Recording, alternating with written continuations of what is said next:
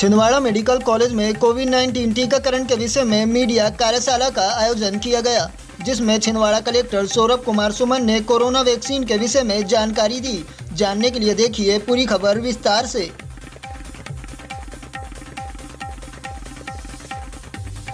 होंगे कल से कोविड-19 की जो बहुप्रतीक्षित वैक्सीन थी उसका माननीय प्रधानमंत्री जी के कर कमलों से लॉन्च होने वाला है और कल से ही हमारे ज़िले में भी वैक्सीनेशन का एक बहुत मैसिव प्रोग्राम स्टार्ट होना है, जिसकी एक धीमी शुरुआत भी होगी।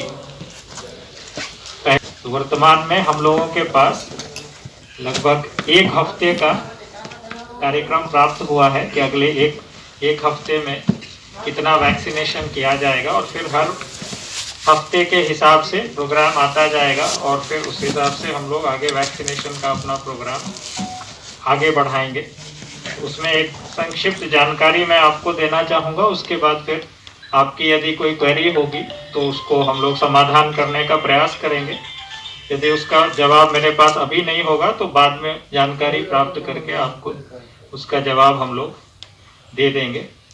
एक ब्रीफ में जो पहले वीक का कार्यक्रम है उसके विषय में मैं आपको बताना चाहूँगा। लॉन्च है 16 जनवरी को और 16 तारीख से एक साइट स्थापित किया गया है। दूसरी साइट जो है वो मेडिकल कॉलेज है, जहां हम लोग अभी बैठे हुए हैं। नीचे आप लोग चाहेंगे तो जाते हुए वो व्यवस्था भी देख सकेंगे कि किस प्रकार का लेआउट वैक्सीनेशन के लिए रहेगा। तो तीसरी साइट जो है वो सामुदायिक स्वास्थ्य केंद्र हर्रई में है। प्रत्येक सेशन साइट पे एक दिन में 100 वैक्सीन के डोजेस एडमिनिस्टर किए जाएंगे। इस प्रकार से अगर मैं कहूँ तो पहले फर्स्ट वीक में टोटल 1200 लोगों को वैक्सीनेट किया जा सकेगा और फिर आगे के हफ्ते में फिर उसको बढ़ाया जाएगा। वैक्सीनेशन का जो ड्यूरेशन होगा, टाइम ड्यूरेशन, सुबह 9 बजे से प्रारंभ होकर शाम 5 बजे तक होगा। अभी चरणबद्ध तरीके से जो वैक्सीनेशन का कार्यक्रम चलेगा उसमें पहले चरण में हेल्थ केयर वर्कर्स को वैक्सीनेट किया जा रहा है। हेल्थ केयर वर्कर में उन लोगों को भी शामिल किया गया है जो स्वास्थ्य विभाग से जुड़े हुए हैं, चाहे वो ड्राइवर हो, चाहे वो सफाई कर्मी हो या कोई अन्य व्यक्ति जो संविदा पे या किसी भी प्रकार से स्वास्थ्य विभाग से प्राइवेट चाहे पब्लिक हॉस्पिटल से जुड़े हुए हैं। जो कार्यक्रम हम लोगों का प्रारंभ होगा उसमें यथासंभव पहला वैक्सीन का डोज जो है वो किसी सफाई कर्मी को दिया जाना हम लोगों के द्वारा प्रस्तावित है। ये बेसिकली उनका जो कार्य है उसको सम्मान स्वरूप हम लोग चाहेंगे कि पहला डोज जो है, जो उद्घाटन का डोज होगा, वो किसी सफाई कर्मी को लगे। दूसरा डोज हमारे एमिनेंट डॉक्टर्स को लगना शुरू होगा, ताकि कहीं किसी को यदि कोई संदेह हो उसको लेके तो उसका समाधान उनके मन में हो जाए। तो कुछ इमिनेंट डॉक्टर को पहला डोज लगने के बाद फिर इमिनेंट डॉक्टर्स को डोजेस लगाए जाएंगे और फिर क्रमशः जिनका भी पंजीयन है उनको वैक्सीनेट किया जाएगा। यहाँ ये बात विदित हो कि जो ये वैक्सीनेशन का कार्यक्रम है ये पूर्ण रूप से वॉलंटरी है, यानी किसी को ज़बरदस्ती वैक्सीनेट नहीं किया जाएगा। व्यक्ति अपनी इच्छा से ही आके वैक्सीनेशन अपना करवाएगा। लेकिन यहाँ पे ये भी ध्यान रखना है कि ये गवर्नमेंट की तरफ से हाईली रिकमेंडेड है कि हर व्यक्ति को अपना वैक्सीनेशन करा लेना चाहिए। यदि ब्लॉक लेवल पे भी वैक्सीनेशन किया जाएगा तो हम लोगों की जो प्लानिंग है टोटल 34 सेशन साइट पे फिर उसको हम लोग फैलाएंगे और 17 उसको सुपरवाइजरी ऑफिसर सुपरवाइज करेंगे और 34 साइट पे सेम वैसा ही लेआउट रहेगा जैसा आप यहाँ सिम्स का देख के जाएंगे। हमारे ज़िले में वैक्सीनेशन के लिए जो कोल्ड चेन मेंटेन करना है, 2 प्रकार के वैक्सीन हैं, कोविशील्ड और कोवैक्सीन। दोनों के लिए 2 डिग्री से 8 डिग्री सेंटीग्रेड के बीच उसको स्टोर करना है और जब परिवहन भी होगा तो इसी तापमान पे उसका परिवहन भी होना है। तो उसके लिए पूरा कोल्ड चेन हमारा तैयार है, उसका पूरा ट्रायल भी कर लिया गया है। आप लोगों ने देखा होगा ड्राई रन वगैरह भी आयोजित किए गए हैं अलग अलग स्थानों पे। सिर्फ ऐसे ही व्यक्तियों को अभी वैक्सीनेट किया जाएगा जिसका पहले से पंजीयन है। यानी जिनका हमने कोविन पोर्टल पे पहले से पंजीयन कर रखा है उन्हीं को वैक्सीनेशन दिया जाएगा। यदि कोई व्यक्ति पंजीयन से छूट गए हैं तो पहले उनका पंजीयन होगा, बाद में उनकी तिथि समय आदि निर्धारित होगी। इससे अभिप्राय है कि कोई भी व्यक्ति वॉक इन करके वैक्सीनेट नहीं हो पाएगा। ऐसा नहीं कि वो आया फिर रजिस्टर वहीं हो गया और वैक्सीनेशन होगा, ऐसा नहीं है। जिनका रजिस्ट्रेशन अभी हो गया है इसको इस प्रकार से समझेंगे जैसे इलेक्शन में इलेक्टोरल रोल में जिनका नाम होता है वही वोट डाल पाते हैं। भले मतदाता हो ना हो, बाद में यदि आया नाम उस समय नहीं जुड़ा हुआ है तो मतदान करने नहीं दिया जाता है। उसी प्रकार से जिनका रजिस्ट्रेशन नहीं होगा उस समय नहीं कर पाएंगे, बाद में रजिस्टर करके फिर उनको लिया जाएगा वैक्सीनेशन प्रोग्राम के अंदर। व्यक्तियों की पहचान उसी प्रकार से सुनिश्चित की जाएगी जैसे चुनावों में की जाती है।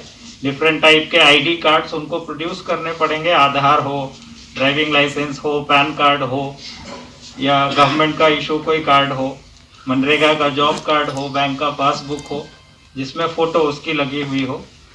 किसी प्रकार के फ़ोटो पहचान पत्र के विरुद्ध ही उनकी पहचान पहले सुनिश्चित की जाएगी और फिर उनको वैक्सीनेशन साइट पे अलाउ किया जाएगा। व्यक्तियों की सुविधा के लिए, रजिस्टर्ड लोगों की सुविधा के लिए उनको पहले से एसएमएस से समय, तिथि और स्थान से अवगत कराया जाएगा।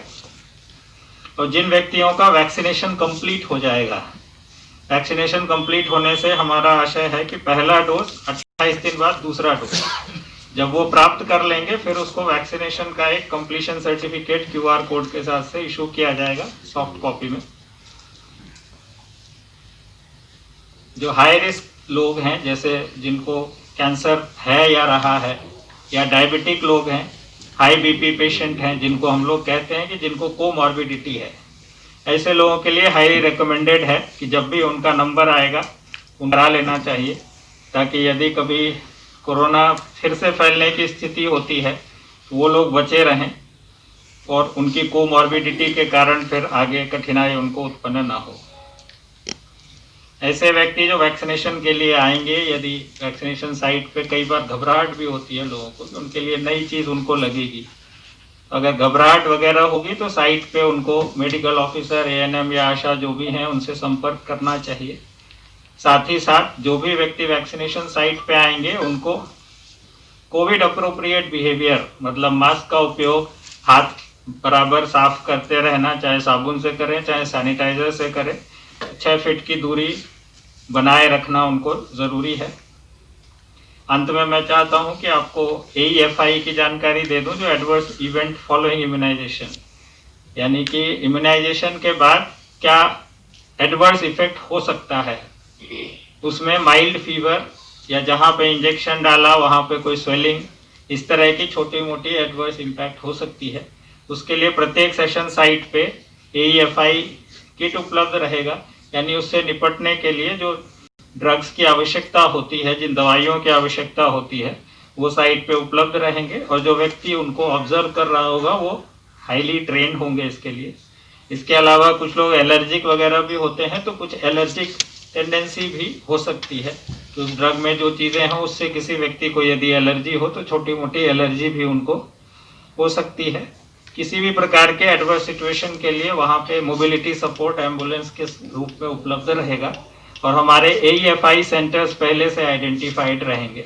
यदि किसी व्यक्ति को कोई इस प्रकार का इम्पैक्ट होता है तो उससे कैसे निपटा जाएगा, इसकी पूरी तैयारी भी वहाँ पे रहेगी। तो ये इन जनरल मेरी तरफ से बेसिक ब्रीफिंग है। यदि आप लोग को कोई प्रश्न हो, कोई पॉइंट मैंने छोड़ दिया हो, आपकी क्वेरी बची हुई हो, तो आप उसको पूछ सकते हैं मुझसे। बाद होगा, यानी पहला डोज यदि आज लगा तो आज के 28 दिन बाद दूसरा डोज लगेगा, उसके 14 दिन बाद एंटीबॉडीज डेवलप होना शुरू होती है। तो ये भी बताया गया है कि आप पहले डोज के बाद रिलैक्स नहीं हो जाएंगे कि वैक्सीन लग गया। पहले डोज के बाद संभव है कि आदमी पॉजिटिव हो जाए, क्योंकि उस समय एंटीबॉडीज डेवलप नहीं होगी। इस तरह की भ्रांति से बचना है कि आदमी जब पहला डोज ले तो उसी प्रकार से सतर्क रहे जैसे बिना वैक्सीन लिए रहता है। दूसरा डोज लेने के बाद भी 14 दिन का समय लगेगा एंटीबॉडी डेवलप करने के लिए। इसके बाद भी गवर्नमेंट ने ये रेकमेंड किया है कि जो कोविड अप्रोप्रिएट बिहेवियर है, उसका कड़ाई से लोग पालन करते रहें, मास्क हटा ना दें, क्योंकि बाकी लोगों को भी साइकोलॉजिकल इम्पैक्ट पड़ता है उसका, कि 10 लोग मास्क नहीं लगाएंगे तो 11वां आदमी नहीं लगाएंगे। इसलिए ये रेकमेंड किया गया है कि भले वैक्सीनेशन हो जाए, जब तक वाइड वैक्सीनेशन नहीं होता है तब तक कोविड अप्रोप्रिएट बिहेवियर लगातार बनाए रखा जाए। सर, ये कल से जो वैक्सीनेशन लगने हैं उसके लिए क्या व्यवस्था है? जैसा आप लोगों को विदित है कि कल से वैक्सीनेशन प्रोग्राम का लॉन्च माननीय प्रधानमंत्री जी के कर कमलों से होना है। हमारे ज़िले में भी उसका लॉन्च उसी के साथ साथ हो रहा है। वर्तमान में 16 तारीख से लेकर 21 तारीख के मध्य का प्रोग्राम हम लोगों को प्राप्त हुआ है, जिसमें 3 सेशन साइट पे वैक्सीनेशन किया जाना है। 3 साइट पे अगर 4 दिन वैक्सीनेशन होता है तो लगभग 1200 हेल्थ वर्कर्स को पहले हफ्ता में वैक्सीनेट किया जा सकेगा।